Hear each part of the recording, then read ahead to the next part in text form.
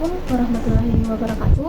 Perkenalkan, nama saya Nurasa dari Universitas Muhammadiyah Makassar dengan Prodi Pendidikan Sosiologi dengan mata kuliah Sistem Sosial Budaya. Nah, pada kesempatan kali ini saya akan menjelaskan sedikit tentang teori fungsional struktural.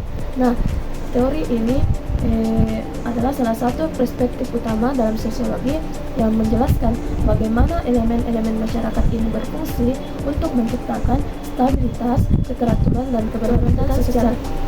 Ayo kita bahas sedikit tentang teori fungsional struktural ini. Nah, teori fungsional struktural ini memandang masyarakat sebagai suatu sistem yang terdiri dari berbagai bagian atau struktur.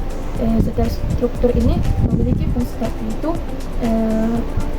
untuk mendukung keberlangsungan sistem secara keseluruhan.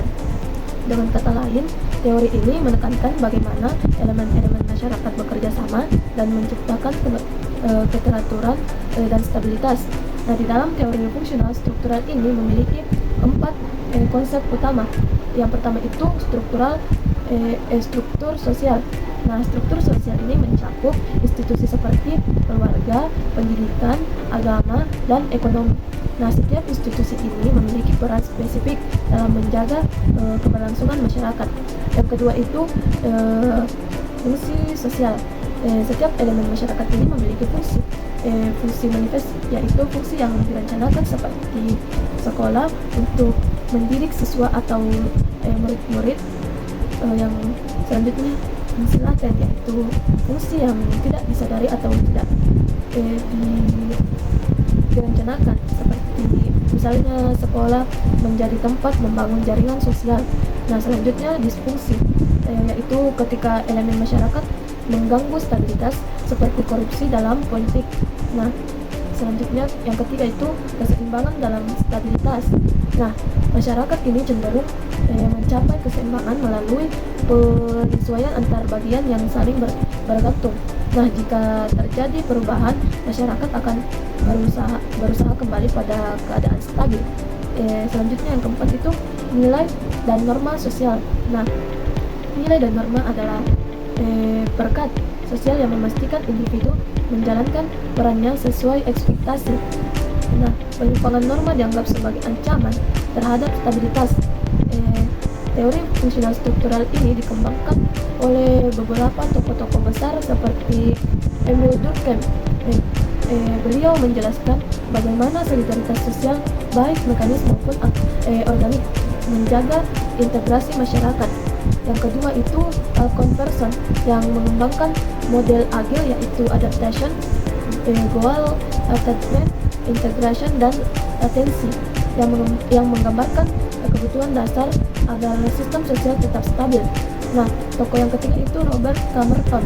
Nah, dia menambahkan konsep fungsi manifest, laten, dan distribusi, serta menekankan bahwa tidak semua elemen-elemen masyarakat selalu memberikan kontribusi positif.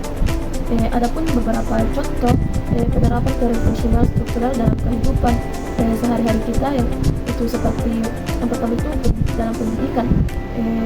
Fungsi manifestnya itu adalah sebagai sarana transfer ilmu atau saat guru menjelaskan ke murid, sedangkan fungsi latennya menciptakan jenjang sosial atau stratifikasi berdasarkan prestasi.